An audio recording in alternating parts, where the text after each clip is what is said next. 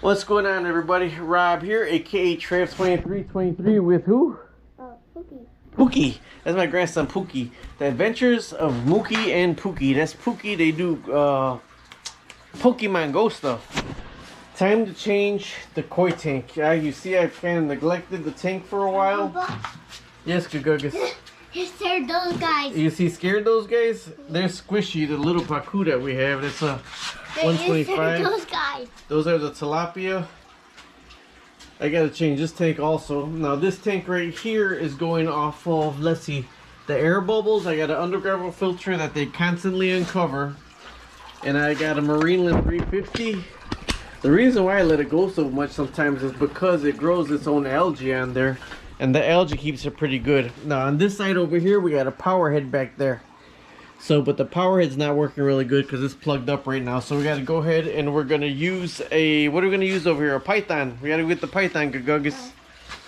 Pookie, I mean, his internet name is Pookie. It's over here, Gugus.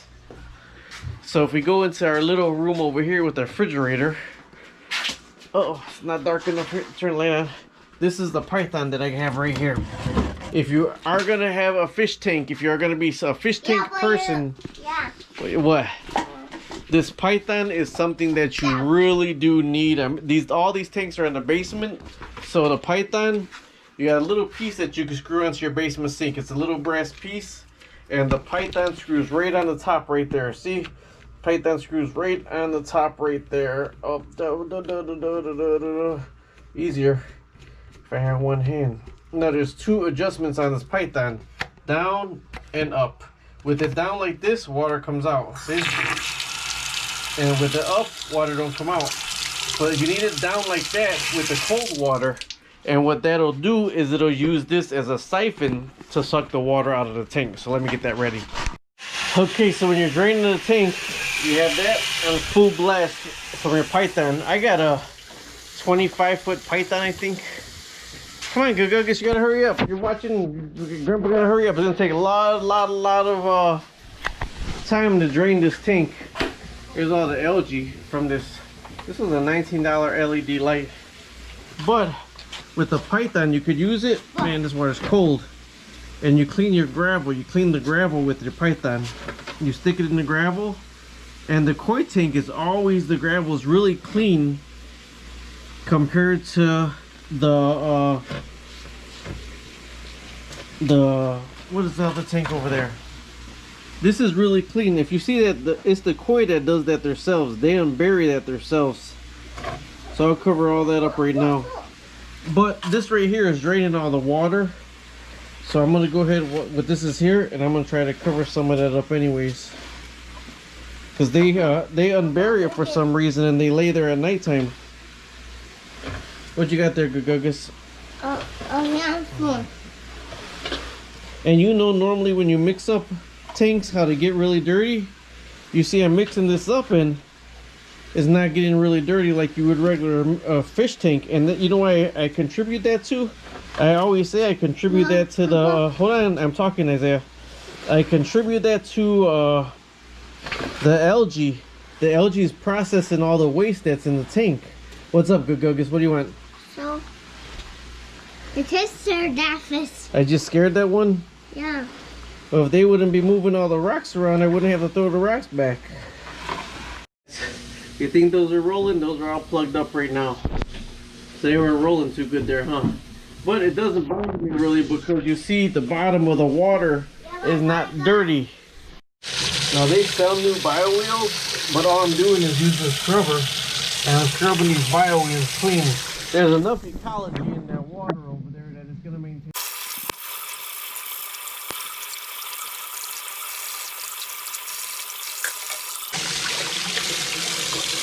These I reuse about 4 or 5 times, and I only alternate these out like 1 at a time or 2 at a time. I don't alternate them out all 4 at a time, but I do clean them out really good, and then I reuse them again. Is washed down, scrubbed down. That's all the filters and everything. And I gotta pull that off the back and give that a good cleaning. Live plants, you see that? It just grows with this LED light. When people tell you you need a these special $300, $400 LED lights. No, you don't. Filter itself, I got out of cleaning this right now. Alright, but here's one thing you gotta look out for, the impeller. You gotta clean that because look at all that growth in there. So I'm gonna get that cleaned out right now. Get a little needle or something, get that cleaned off with all that right there. I'm getting this right here. Cleaning all that off right now. That's the hardest part for me, trying to get all that damn algae hair out of that right there. That's the hardest part for me. But like I says, with the little algae that grows in there, then we got the, what are those, placasimus down there. It keeps it like, I can shove that thing all the way in this one. No black comes out. I shove it in here and all the dirt comes out from this guy's big turds. We have some pea pod puffers in here that I gotta clean. You see them? See them? See them? See them? They're so nosy. I do gotta get their tank cleaned also.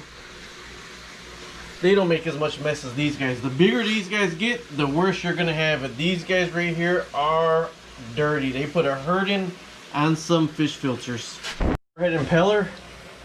This is a bad thing for this. This does get plugged up a lot. So the bubble one never gets plugged up. This one gets plugged up a lot, where I do clean this at least once a week.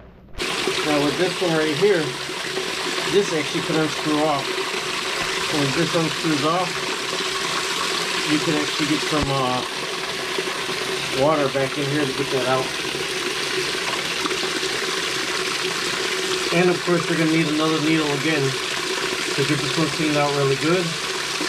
And then there's an impeller that's actually stuck in here. Right now, I'm trying to get the impeller out. Still don't to get the impeller out of there. The impeller's in there. Let's see if I can get this. There's the impeller right there. So you just want to get that cleaned off because that stops the water from coming out. Slows your flow. That's in there, and then that little rubber piece goes right in there, and that's how it spins on the inside. So you gotta make sure everything's all clean. Don't let anything drop down the thing and the drain. And this gotta be cleaned out really good. This one you do need like another needle again. I gotta get this is like the most painstaking thing is getting these parts cleaned out right here. So I get this cleaned out really good. About halfway down on the tank, and then I can start putting everything together. After you get it all back together, you gotta prime it with water. So you just fill both sides with water until it starts flowing out. Why I don't got the bottom piece on there is because the coil break it off the same day anyways. Another thing is why my tanks are all in the basement, because it makes it easier for them to maintain, because I don't got to worry about the hardwood floors or anything. See, so those are ready to go. I got most of it off. If you see any little other green stuff on, you can get it off. And then I keep a cup, because when I plug that in, I go ahead and keep putting some water on to the top till it's ready. Man, I suffer from IHTMC.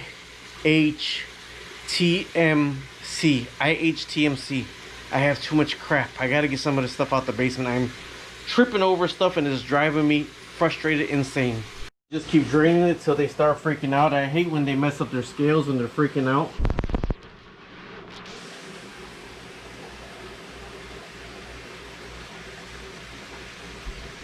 Hey, I forgot this is waterproof.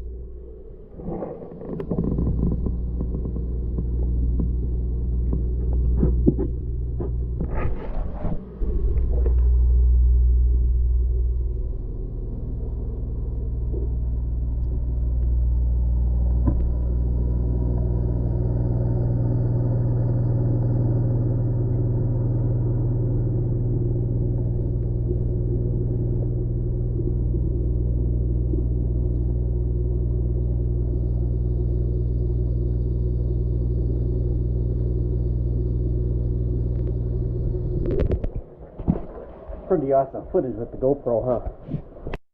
When they start freaking out, I stop with the draining it, and then I start filling it from there. Try to get more out next time, because I don't want to mess up their scales. So to reverse the water flow, what I try to do is I try to get some of the temperature. This is all the water coming out the tank. Put a little bit of hot water on, because it'll be this cold water coming out, and then I reverse the flow like this. Right there, that is going all the way back into the tank now. So it makes it, believe it or not, 125 gallons, like 100 gallons of water is a lot of water to wait to come out of your sink. So now we have everything coming out from here, and I just kind of run back and forth and fill the water. You'll see that what I got coming out the sink is way warmer than what I got coming out the sink is way warmer. So that's why I suffer from, I have too much crap, because I got to go all the way around it to get back to the sink, to go all the way around it to get back. But I do got to shut righty tighty. I do got to shut off some of the hot water, and then I just go back and forth till I fill it, then let it fill it all the way back up again. Okay, everything's good to go. Water's filling back up now. You don't turn that on until till the water's probably about right here. Don't turn that on, so that's underneath water. But on this one, you got to have a cup of water that I just keep kind of dumping it in. And on that one, I'm going to have to clean it probably by the end of the day, because it'll suck a lot of stuff up that it moved. And then I'll go ahead and clean it and then let it go. Oh, look who came out. See if I can get him under one.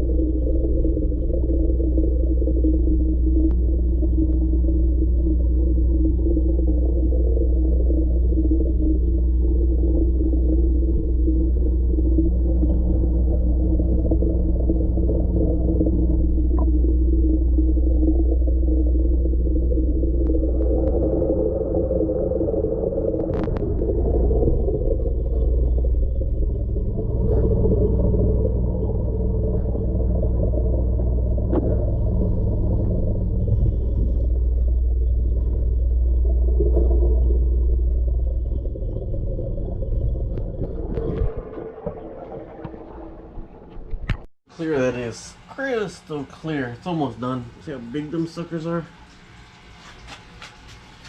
It's almost done filling up, but that's why sometimes with the algae, you know, it's in there, but you see, even when I mixed up the gravel, it didn't get dirty or foggy or anything like that. But this guy right here, I just got the under gravel filter right here. His top of his thing is green, and then these ain't even LEDs. There's only one on. That's LED over here. So look at it. You hungry? You hungry? What do you want? What do you want? He's used to mama coming to feed him. But so this one right here, if I stir up this gravel, it'll be pitch black. If I stir up this gravel, it'll be pitch black. That gravel, clean, crystal clear. It's filled up. I shut both of these off first, and then I open this up.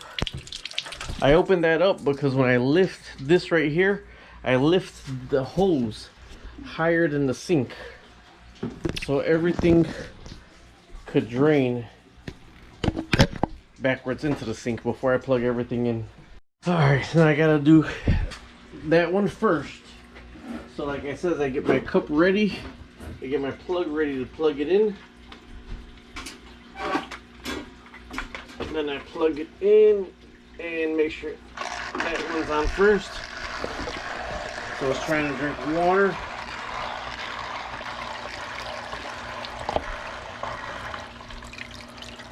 That's flowing pretty good, but I forgot to put the bio wheels on. So I gotta get the bio wheels for that one.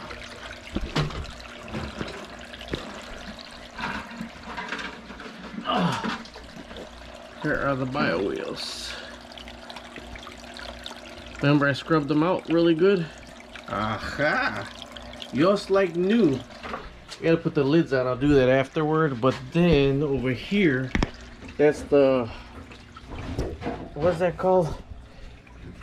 Power head. Gotta get the cord for the power head. Then plug that one in.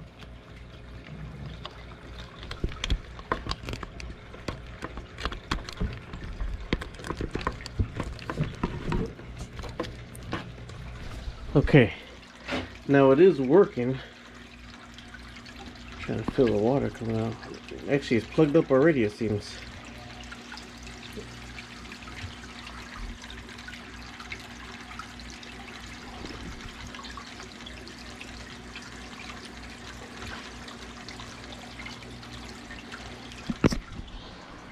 There's the power head right there working.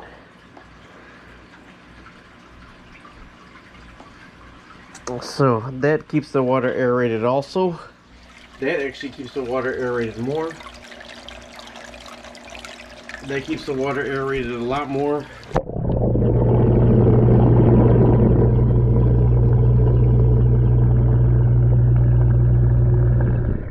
That one right there.